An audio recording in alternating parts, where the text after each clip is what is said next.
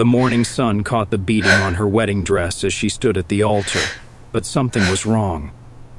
Terribly wrong. 500 of Boston's most powerful families sat frozen in Trinity Cathedral's mahogany pews, their whispers dying mid-sentence. The bride wasn't supposed to be here yet. The music hadn't started. Her father wasn't beside her. She'd walked straight up the main aisle alone, her Oscar de la Renta gown trailing behind her like spilled champagne, and now she stood where the groom should be standing, facing the crowd instead of the priest. Harrison Blackstone, her billionaire fiancé, stood 3 feet away in his custom Tom Ford tuxedo, his face drained of color. His groomsmen shifted nervously, unsure whether to sit, stand, or run. This wasn't in any wedding planner's playbook. The bride's hands weren't holding a bouquet. They were clenched at her sides, her grandmother's diamond engagement ring catching the light from the stained glass windows. When she finally spoke, her voice carried to every corner of the cathedral, steady as steel despite the tears cutting tracks through her makeup. "Thank you all for coming. I know this isn't the ceremony you were expecting." In the front row, a woman in pale blue designer silk, the mother of the bride, had gone completely still, as if she'd been turned to marble. Her perfectly manicured fingers gripped her clutch so tightly that her knuckles had gone white. She knew something. The kind of something that could destroy everything. 3 days ago, the bride continued, and you could hear hearts stopping, champagne flutes being set down at the reception hall 6 blocks away. I discovered the truth about the 2 people I trusted most in this world. The father of the bride, a distinguished federal judge, half rose from his seat. His mouth opened, but no words came. Some truths are too heavy for words. What would make a woman destroy her own wedding? What secret could be worth public humiliation in front of everyone who mattered in Boston society? And why did the groom look like he'd been expecting this moment, dreading it, maybe even deserving it? The bride lifted her chin, and in that moment she wasn't just a jilted woman in white. She was an executioner in silk and lace, about to deliver a verdict that would echo through Boston's elite circles for generations. But to understand how a Boston princess became a warrior in white, we need to go back. Back to when Harrison Blackstone was just the most eligible bachelor in New England. Back to when her mother's mask was still perfectly in place. Back to when love seemed real and betrayal was just a word that happened to other people. Would you have the courage to do what she did? Drop a comment below and let us know. And if you want to see how this shocking story unfolds, hit that subscribe button now. Harrison Blackstone didn't inherit just money. He inherited an empire built on whispers and handshakes in rooms where decisions moved billions before breakfast. At 38, he controlled Meridian Capital, a financial fortress worth over $3 billion. But unlike the loud new tech money flooding Boston's skyline with glass towers and Tesla showrooms, Harrison came from the kind of old New England bloodline that signed the Declaration of Independence. His great-grandfather had built ships that crossed the Atlantic when crossing the Atlantic meant something. His grandfather had turned those ships into factories. His father had turned those factories into real estate before a heart attack claimed him when Harrison was 25. The Blackstone men didn't chase money. Money chased them. Harrison lived in a Beacon Hill townhouse that had been in his family since the 1890s. 4 stories of brick and history, where John Adams had once dined in the parlor and Kennedy had smoked cigars in the library. He drove a Mercedes, not because he couldn't afford a Bugatti, but because ostentation was for people who needed to prove something. Harrison had nothing to prove. His power was in knowing that when he walked into a room, conversations shifted, deals paused, and even senators returned his calls immediately. His one religion? Avoiding scandal. In Harrison's world, you could lose money and recover. You could lose deals and rebuild. But lose your reputation? That was death by 1,000 charity dinner snubs. He'd watched other dynasties crumble over affairs, addictions, and arrests splashed across the globe's front page. Not him. Never him. Which made his choice of bride all the more perfect. She wasn't like the prowling socialites who haunted his country club. dropping hints about their fertility and their father's hedge funds. She was different from the moment he'd spotted her at the Children's Hospital charity gala 2 years ago. She'd been arguing with a pharmaceutical executive about drug pricing, completely oblivious to the social suicide she was committing. Her honey-colored hair had escaped from its elegant updo, and she'd kicked off her Louboutins under the table because, as she'd told the shocked executive, it's hard to talk about sick children while wearing $4,000 shoes. Harvard summa cum laude.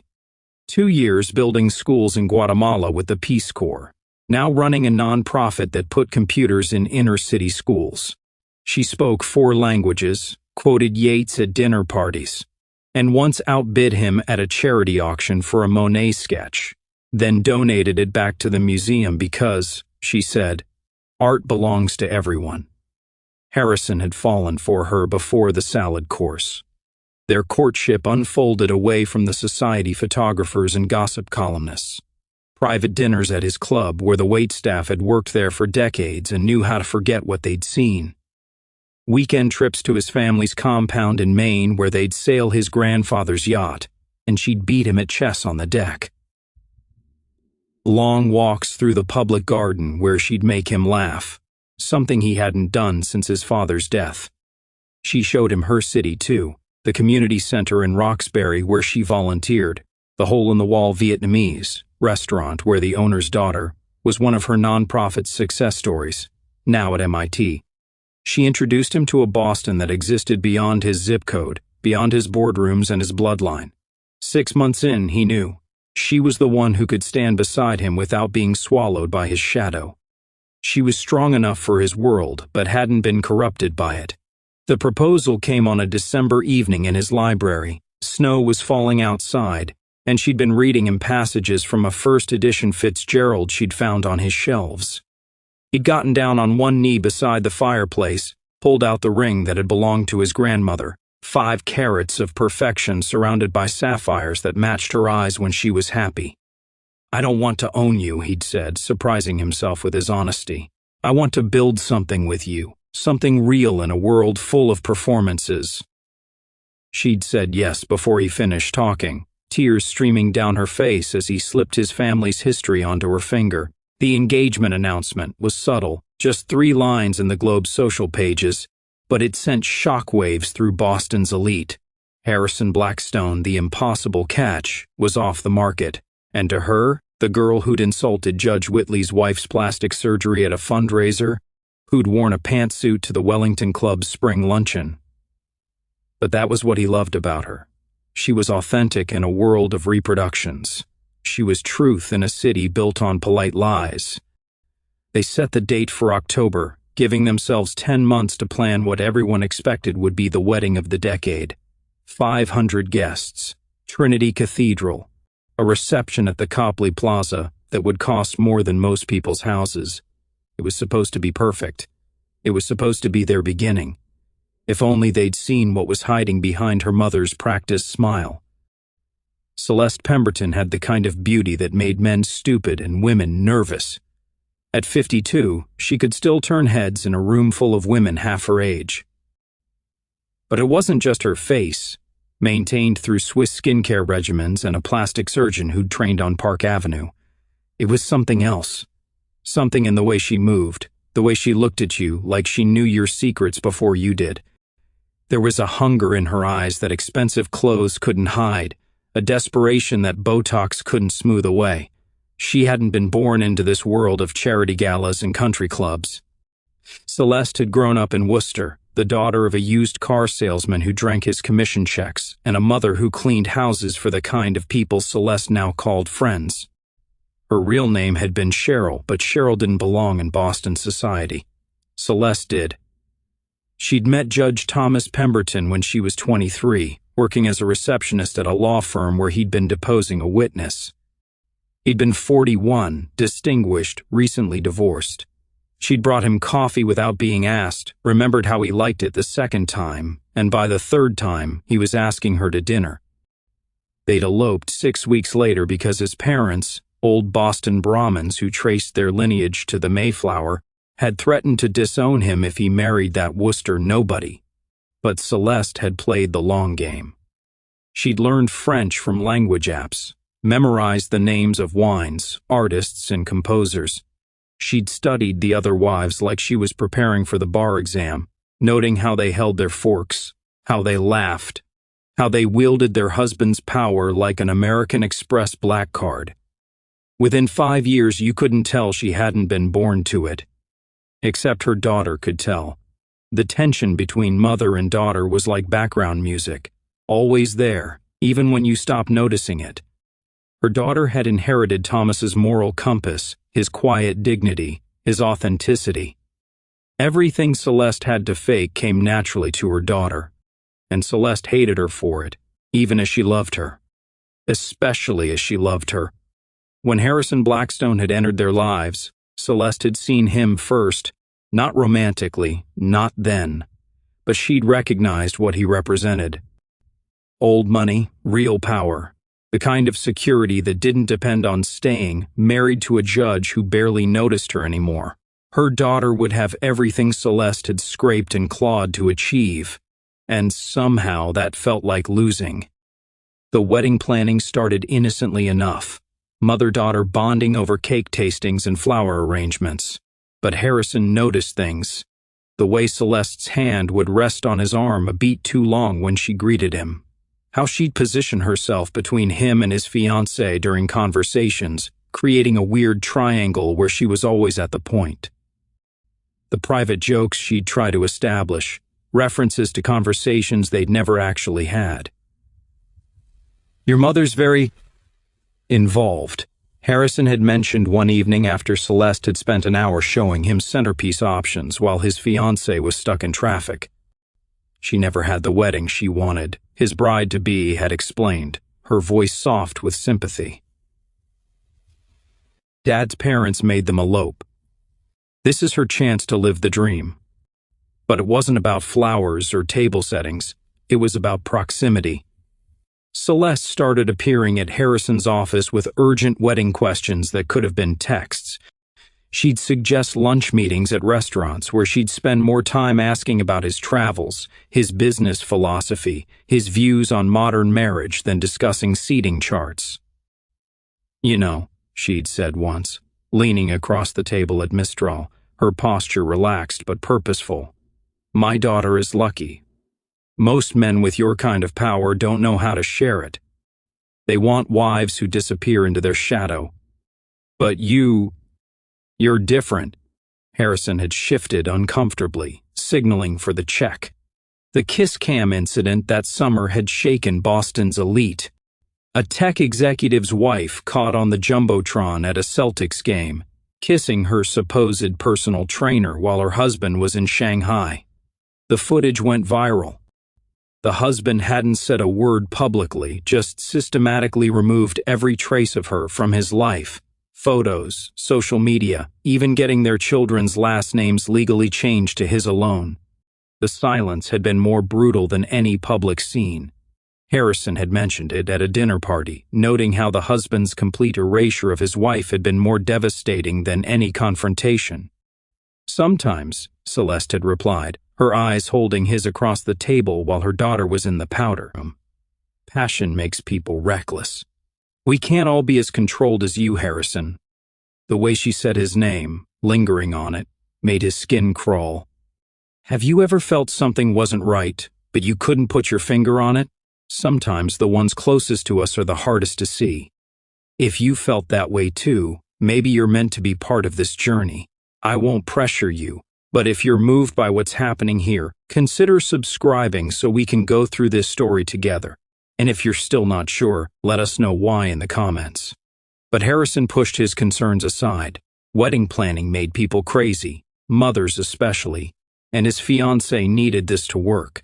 She needed her family intact for the wedding, even if that meant dealing with a mother who eyed him with the calculating gaze of someone carefully weighing their next move. He had no idea she'd already started. Labor Day weekend in Chatham should have been perfect. The Pemberton family's beach house sat on 5 acres of prime Cape Cod real estate, all weathered shingles and white trim, the kind of place where Kennedy cousins played touch football on the lawn. Harrison had been delayed in the city until Saturday, a merger that needed his signature, while his fiancée had driven down Thursday with her parents. She'd called him Friday night, her voice strange. "Everything okay?" he'd asked. "Just tired. Mom's being intense about the wedding. You know how she gets." He did know. That was the problem. When he'd arrived Saturday morning, he'd found his fiancée on the deck, still in her pajamas at noon, staring at the ocean with red-rimmed eyes. What happened? She'd turned to him, and the pain in her face had made his chest tight. "I found something. On Mom's phone." The story came out in pieces. Celeste had left her phone on the kitchen counter unlocked. Her daughter had picked it up thinking it was hers. They had the same model, same case. The messages were right there. From someone saved as just H. "Can't wait to see you Tuesday when she's at the fitting. Last week was incredible. You're incredible. After the wedding, we won't have to hide anymore." Harrison had held his fiancée while she'd sobbed into his shirt, his mind racing. H. She thought it meant Henry, the trainer at her mother's gym. The one Celeste was always mentioning, always scheduling sessions with. "Maybe it's not what it looks like," his bride had said, desperate for any explanation. "Maybe they're just friends who text inappropriately. Maybe you should talk to her," Harrison had said, hating himself for the relief he'd felt. If Celeste was having an affair with her trainer, it meant she wasn't pursuing him. It meant his instincts had been wrong. But 3 weeks later, his instincts would prove horrifyingly right. The email had been sitting in his spam folder for 6 days. Harrison almost deleted it along with the Dubai Prince offers and discount pharmacy ads, but the subject line had caught his eye: "Information you need before October 15th, his wedding date." The sender identified himself as a private investigator, hired by a concerned party to look into Celeste Pemberton's activities. Attached were photographs that made Harrison's blood freeze. Celeste entering the Mandarin Oriental at 2 p.m. on a Tuesday when her daughter had been at work. Celeste in the hotel bar, her hand on a man's chest, the man's face obscured by a pillar. Celeste signing a room service receipt for champagne and oysters. For two. The credit card records were worse. La Perla lingerie charges, Tiffany purchases for men's accessories, restaurant bills at places Judge Pemberton had never been, on nights when he'd been holding court. But it was the final photograph that changed everything. Taken through a restaurant window at twilight, Celeste at a corner table, leaning toward a man whose face was turned away from the camera, but his hand was visible on the table. On his pinky finger sat a gold signet ring with a distinctive crest, the Blackstone family crest. Harrison's first thought was impossible. He'd never been to that restaurant with Celeste. He'd never been anywhere alone with Celeste, which meant his hands had been shaking as he called his cousin Robert. Robert Blackstone was everything Harrison wasn't. 41, never married, living off his trust fund in a Back Bay penthouse. He'd been cut off from the family business after a scandal in his 30s, but still wore the ring, still used the name to get into clubs, to impress women, to pretend he was more than a cautionary tale at family dinners. "Bobby," Harrison had said when his cousin answered, "I need to ask you something, and I need the truth." The silence on the other end had told him everything. "It's about Celeste, isn't it?" Robert's voice had been resigned, like he'd been expecting this call. "How long?" 4 months. 4 months. While Harrison had been planning his wedding. While his fiancée had been picking out flowers with her mother. While Judge Pemberton had been presiding over cases about family values and marriage sanctity. "She came to me about investing some money," Robert had continued, his words rushing out like a confession. "Said she wanted something of her own, separate from Thomas. We met for coffee, then drinks, then, Harrison, she's not what you think. She's trapped in that marriage. She's desperate. She's your cousin's future mother-in-law." Harrison had cut him off, his voice deadly quiet. "I know. God, I know. We're ending it after the wedding. She doesn't want to ruin anything for her daughter." Harrison had hung up. He'd sat in his office, staring at the photographs, thinking about his fiancée's tears in Chatham, thinking about Celeste's hungry eyes, thinking about how the woman had saved Robert's number as H, knowing her daughter would assume, It meant Harrison if she ever saw it. The wedding was in 3 weeks. The invitations had been sent, the deposits had been paid, and now Harrison knew something that would destroy everything. Harrison's study had witnessed 3 generations of Blackstone deals, but nothing like this. 2 weeks before the wedding, he'd summoned them both. Celeste arrived first, dressed in cream silk that probably cost more than most people's rent, her face carefully composed like she was attending another charity board meeting. Robert came 10 minutes later, looking like he'd aged 5 years in 5 days, his usually perfect hair disheveled, his designer suit wrinkled. Harrison didn't offer them drinks, didn't offer them seats. He simply spread the private investigator's photographs across his mahogany desk like a dealer showing a losing hand. Explain this. The silence stretched for 10 seconds. 20. Celeste's perfectly painted lips parted, closed, parted again. For the first time since Harrison had known her, she had no words. Robert broke first. Harrison, I can... Shut up. Harrison's voice was calm, controlled, the same tone he used when firing executives. I'm not talking to you. I'm talking to the woman who's been seeing my cousin intimately while planning my wedding to her daughter. Celeste's mask finally cracked.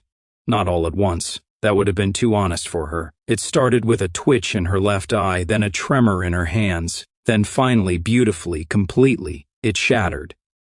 You don't understand, she hissed. And suddenly she wasn't the polished society wife anymore. She was Cheryl from Worcester, fighting for survival. You with your billions and your bloodlines. You've never been invisible in your own life. Invisible? Harrison's laugh was bitter. You live in a $10 million house. You wear diamonds to the grocery store. Thomas's house, Celeste exploded. Thomas's money. Thomas's name. I'm just furniture he inherited in the marriage, something to dust off for judicial dinners and foundation galas. Do you know when my husband last looked at me? Really looked at me? Neither do I, because I stopped counting years ago. She stood, pacing now, her heels clicking on the hardwood like a countdown. And then there's my perfect daughter, Harvard without trying, beautiful without effort. About to marry Boston royalty without having to scheme or scratch or transform herself into someone worthy. Everything I had to fight for just falls into her lap like she deserves it. She does deserve it, Harrison said quietly. Why? Celeste whirled on him. Because she was born on third base while I had to steal my way to first. Because she gets to be authentic while I've been performing so long I don't remember who I really am. Robert finally found his voice. Celeste, maybe we should... Should what? She turned on him now. Tell them about the hotel rooms. About how you actually see me when you look at me. About how you chose me, not because I'm someone's wife or someone's mother, but because I'm me. This is about your ego. Harrison's disgust was physical, visceral. You destroyed your daughter's trust because you needed attention? I took something for myself. Celeste's voice cracked. For once in my worthless, decorated life, I took something that was just mine, not Thomas's accomplished wife, not my daughter's helpful mother, mine. Robert stood, moving toward her. It wasn't just ego. You love nothing, Harrison cut him off. You love spending trust fund money on other men's wives. You love the thrill of taking what isn't yours. You love yourself, Bobby, and barely that. The room fell silent except for Celeste's ragged breathing. Finally, Harrison spoke again, his voice now corporate, clinical. Here's what happens now. The wedding proceeds as planned. You, he pointed at Celeste, will play the devoted mother. You'll smile. You'll cry at all the right moments. You'll give a touching speech about love and commitment without a trace of irony. You, he turned to Robert, won't be there. Family emergency. Business in London.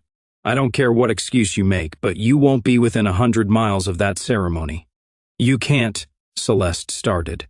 I can and I will. After the wedding, you'll both disappear from our lives.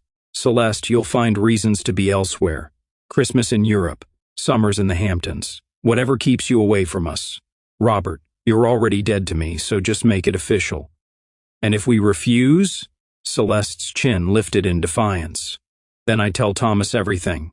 I tell my fiancé everything. I tell the entire Boston social register everything. Your choice, quiet exile or public destruction. They left separately, Celeste first, then Robert. Harrison had thought he'd handled it perfectly, protected his bride, contained the scandal, managed the crisis like he managed hostile takeovers. He'd underestimated the destructive power of guilt and whiskey. 3 days before the wedding, Robert got drunk, catastrophically, apocalyptically drunk. And in that state, he'd called the one person he shouldn't have, the bride herself. The conversation had been short but devastating. He'd confessed everything. The affair, the hotels, the deception. But the worst part, the unforgivable part, was what he'd added in his slurred, sobbing voice. Harrison knows. He's known for 2 weeks. He made us promise to keep quiet until after the wedding, to protect you. She'd appeared at Harrison's door an hour later, her face ravaged by tears, her engagement ring already off her finger. How could you know and not tell me? Harrison had tried to explain, tried to make her understand. He'd been protecting her, saving her from the pain, preserving her wedding day. You're just like her, she'd said, and the words had hit him like physical blows. Deciding what I should know, managing me like I'm another deal to close. I thought you saw me as your equal. I thought you respected me enough to let me make my own choices. She'd set the ring on his entry table, the diamonds catching the light like tears. The wedding's off, and then she was gone, leaving Harrison alone with his good intentions and his spectacular failure to understand that sometimes protection is just another form of betrayal. Trinity Cathedral had hosted Boston weddings for 200 years, but never one like this. At 10:55 a.m., 5 minutes before the ceremony was scheduled to begin, she appeared. Not from the bride's room where she should have been making final adjustments to her veil, not from the side entrance where her bridesmaids waited in confusion. She walked straight through the main doors and up the center aisle, alone. The Oscar de la Renta gown was perfection.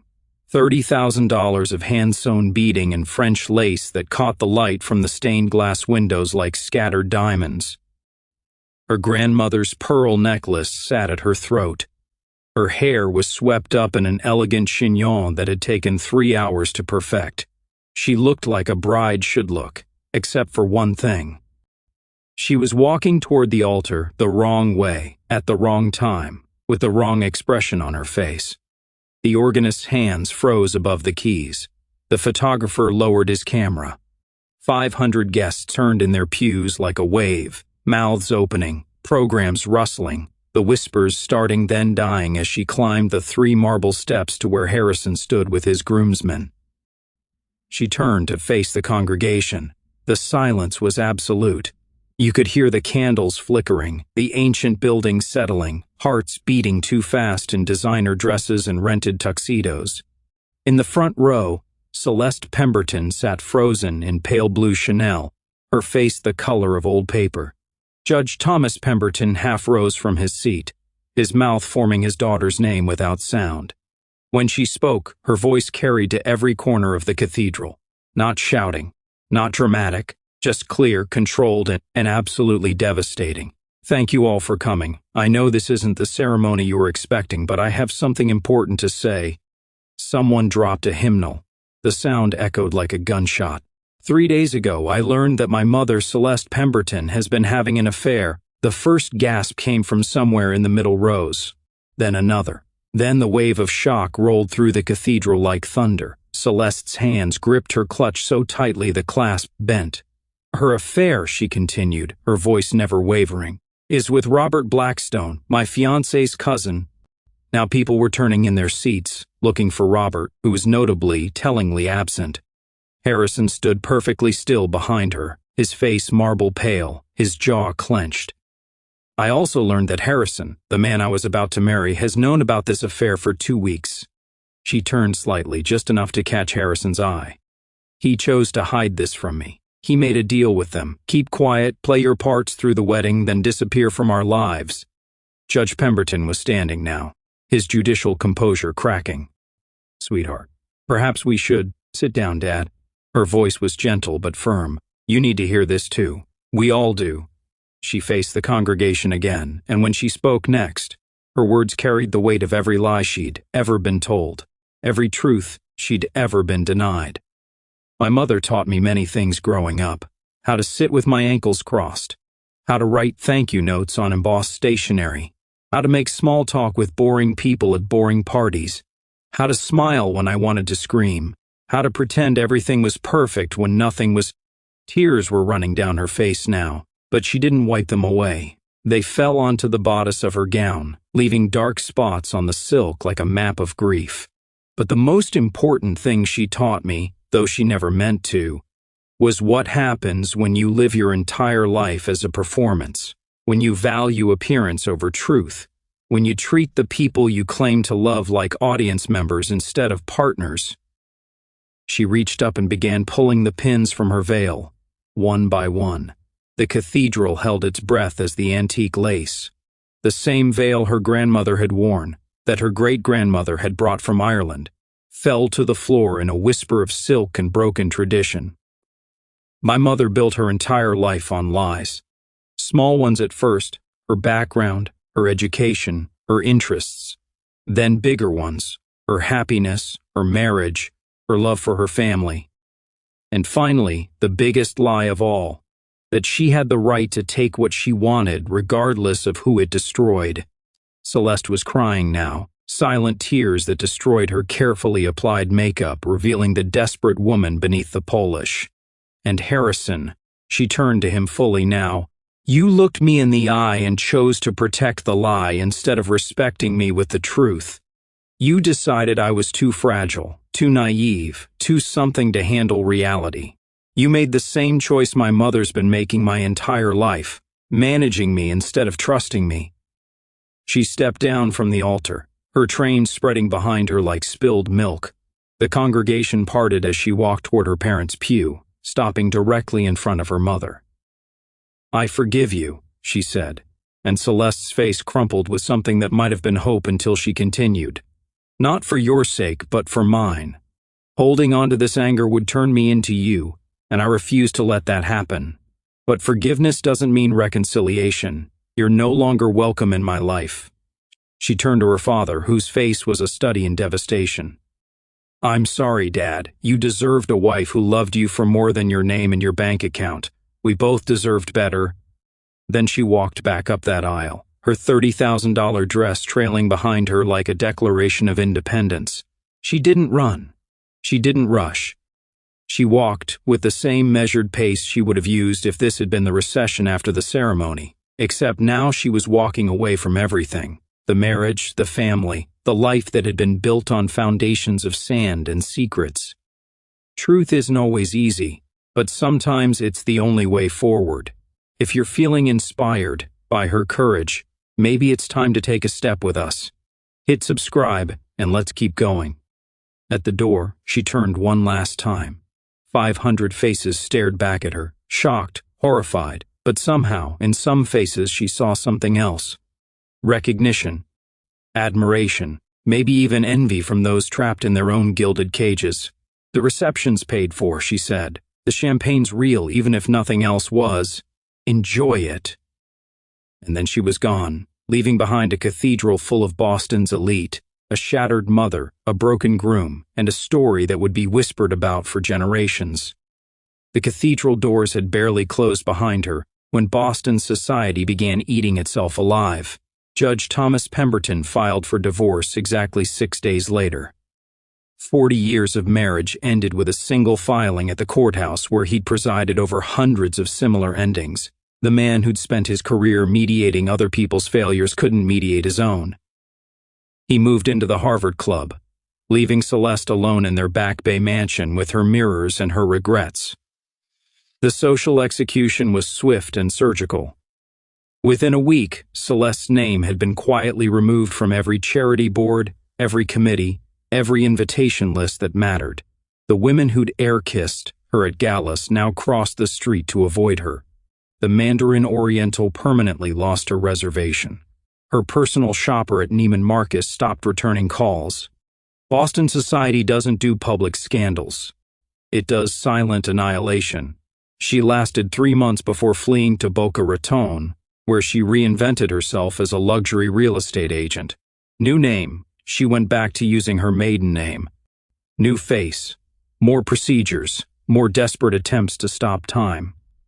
New lies. She told clients she was a widow, that her daughter was a doctor in California, that she'd never been to Boston at all. Robert Blackstone's exit was less dignified. The family trust, which had tolerated his scandals and bankruptcy filings, finally had enough. They offered him a choice: take a position with their Dubai office and never return, or lose everything. He took the job selling derivatives to oil princes, drinking himself through the desert nights, sending emails to Celeste that bounced back undelivered. Harrison retreated into himself like a wounded animal returning to its cave.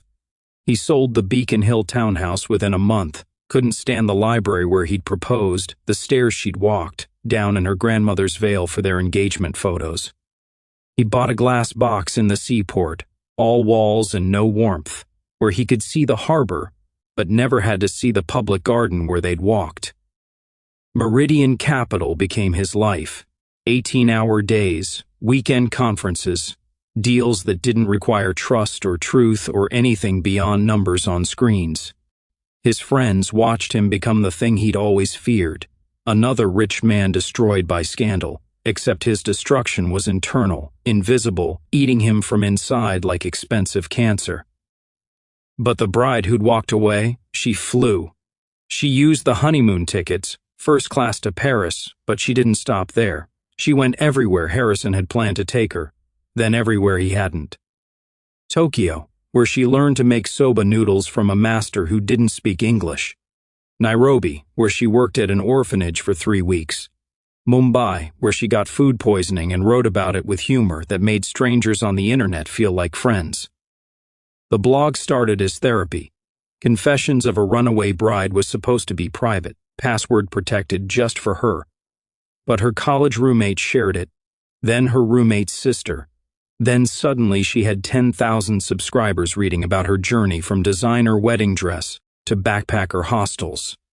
She wrote about truth, about the violence of secrets, about choosing uncertainty over false security, about the freedom that comes from burning down your life when that life was built on lies. She never named names. Harrison was just the groom, Celeste just the mother, but everyone who mattered knew. When she returned to Boston a year later, she was different. Stronger, clearer. She founded Truth Forward, a non-profit helping women leave toxic relationships, not just romantic ones, but family ones too. The toxic mothers who couldn't love, the manipulative fathers who controlled with money, the entire systems that trapped women in performances they never auditioned for. The memoir came 2 years later. Walking Away in White shot to the bestseller list, stayed there for 6 months. Oprah called, Ellen called, she turned them all down. The book wasn't about fame, it was about freedom. The dedication read, "To all the women who've been told their truth is less important than keeping the peace, your voice matters. Use it." Harrison read it in one night, alone in his glass tower. The next morning he wrote her a single line on Crane stationery. "You were right about everything." She never responded. The wedding dress sold at charity auction for $30,000. The buyer remained anonymous, but the auctioneer let slip. It was a cash purchase, picked up by a driver from Beacon Hill. Some say Harrison has it in storage, others say he burned it. The truth, like most truths in this story, depends on who's telling it, but the most lasting mark wasn't in bank accounts or real estate or even reputations. It was in Trinity Cathedral itself, where they say you can still see the faint stain on the marble where her tears fell. The cleaning crew has tried everything, but some stains are meant to stay. Reminders that truth, when it finally arrives, leaves marks that no amount of money can erase. What she did at that altar wasn't cruel. It was necessary. Every family has its secrets, its unspoken agreements about what we discuss and what we bury. Every social circle has its scandals that get whispered about at cocktail parties, but never confronted in daylight. Every one of us has stood at our own crossroads, choosing between the comfortable lie and the uncomfortable truth. She chose truth, and that choice changed everything. Breaking generational patterns isn't just about refusing to repeat our parents' mistakes. It's about having the courage to expose those mistakes to sunlight, even when everyone would prefer the darkness. Her mother had built a life on performance, on being whoever she needed to be to belong. The daughter refused to inherit that prison.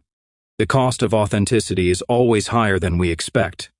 It's not just losing a wedding or a family or a future you'd planned.